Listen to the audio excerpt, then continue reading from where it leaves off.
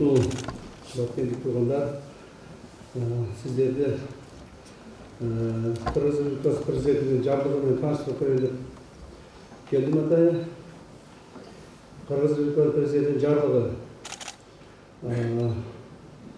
Абдикерим Карбекович Алимбаев жөнүндө Кыргыз Республикасы Конституциясынын 71 беренесинин жетекчилиги алып токтом кылган.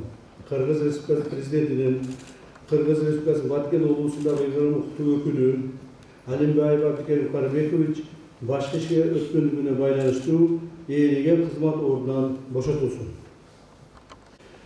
Айбек Асан Шаменов жөнүндө Кыргыз Республикасынын Конституциясынын 71 беренесинин жетекчилиги алып токтом кылган. Шаменов Айбек Асанович Кыргыз Республикасынын президентинин Кыргыз Республикасынын Баткен облусундагы ыйгарым укуктуу өкүлү болуп дайындалсын. Бүгін Баткен облысында облыстың президентіміздің Баткен облысында ыйгарым укуктуу өкүлүн алмашты. Абдикерим Карбекович Баткен облысында 3,5 жыл иштеп берди. Баткен облысында эң оор күндөрдө, эң кыйынчылыктуу күндөрдө ушул облустун жашоочуларынын башына оор күн түшүп, ызы чуу болуп, жанагыдай жаңжал күндөрдө ушул киши келген болчу. Эл менен, журт менен, элдин жашоо турмушунун кайсы бир деңгээлде көтөрүлүшүнө ушул кишинин салымы чоң. Ошондуктан бул кишиге бир рахмат айтып кол чаап коеюн.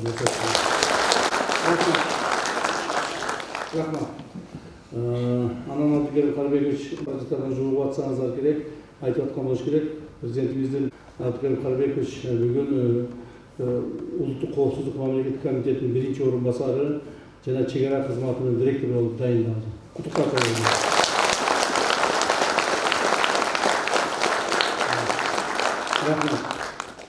Адам эмгек кылса, эмгекке чыккан талаада калбай, кылган эмгегин жетекчилигибиз, мамлекетибиздин башчылары ар дайым эске алат деген ойдо.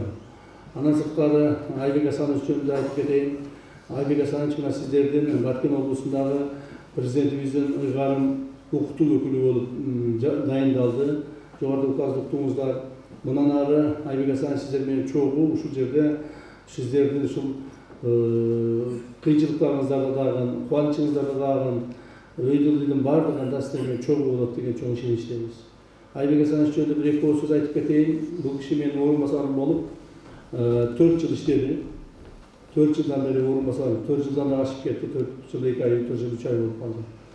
Иштеди, жакшы иштеди. Жакшы иштегендиги үчүн басары милдетин так, жакшы жана таза аткаргандыгы үчүн. Андан сырткары ошо 4 жылда Баткен облусунун улуттук коопсуздук мамлекеттик тарабынан куратору болуп ушул киши иштеди. Ушул киши баягы эле ызы чууларда, өйдөлдүдө, кыйынчылыкта ушул киши дагы ушул жерде биз менен чогуу болуп, чогуу жүрүп, ушул чогуу иштерди аткарган. Ошондуктан президентибиз бул кишиге дагы бир өзүнүн ишеничин берип, ушул жерде иштей бериңиз деп бул кишиге тапшырма берди. Мен ойлоймун, Айбек Асанович аскер кызматкери катары, генерал катары бул жерде татыктуу өзүнүн ордун таап иштей берет деген ишеничтемин. Ийгилик каалап коелу.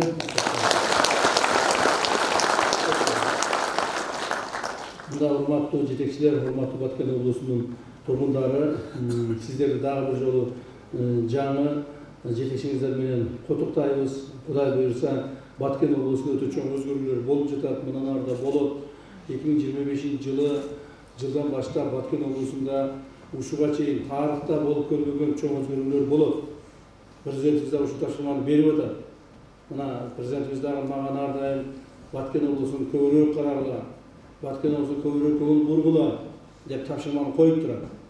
Ошол урматтуу президентибиздин койгон тапшырмасын аткарган негизинде мына азыр Баткен облусунда ипотекалык үйлөр курулуп атат. Көзүңөр менен көрүп атсаңыздар керек.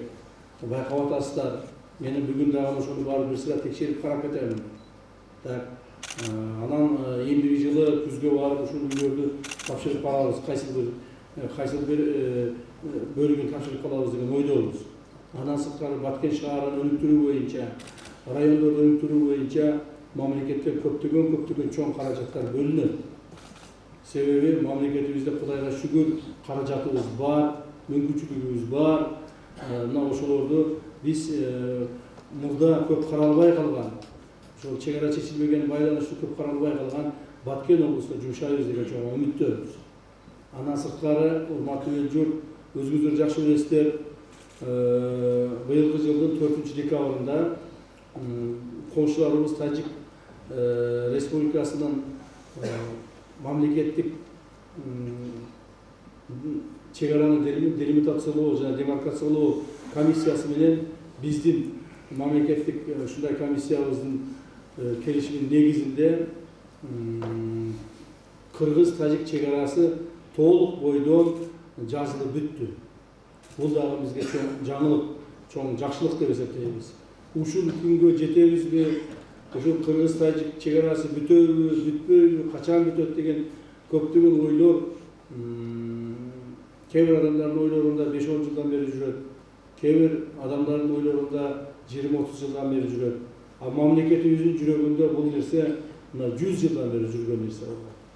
Мына ошол чечилди Кудай кааласа.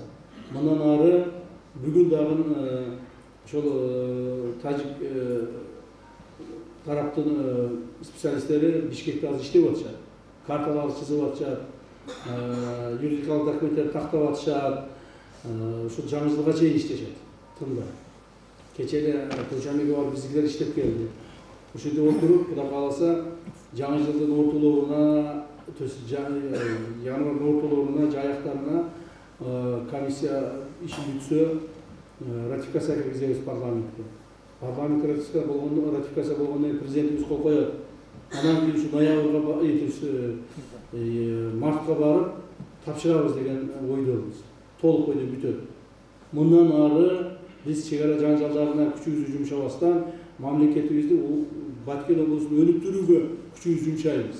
Кудайга сиздер менен чогуу. Ошондуктан жакшы ойлор, жакшы тектерге Кудайым жеткизсин. Рахмат баарыңызга. Рахмат, урматтуу Камчы Кыдыршаевич, урматтуу Камчы Кыдыршаевич, урматтуу коллегалар, албетте мен жетекчи катары бүгүн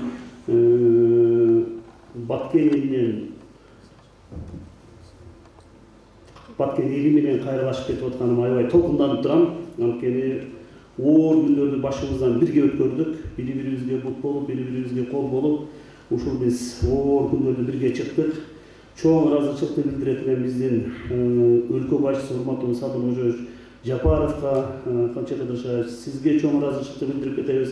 Министр кабинетинин мурунку төрагасы Акылбек Үсөнбековичке ыраазычылыкты билдирип кетебиз.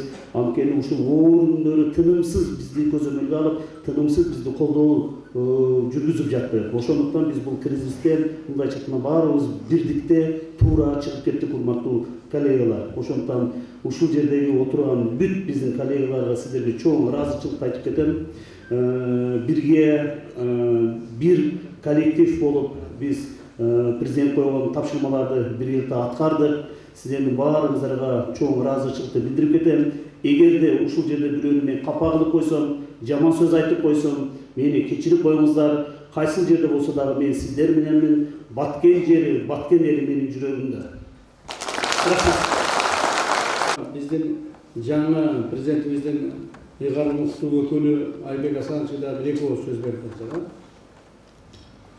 Рахмат, Камчы Кыдыршаевич, саламатсыздарбы? Баткен тургундары, Камчы Кыдыршаевич, ойлоймун, бияка келип представление турасыз, командабыз менен сизди уяктыга жакшы иштеп беребиз. Койгон тапшырмаларды аткарып. Рахмат.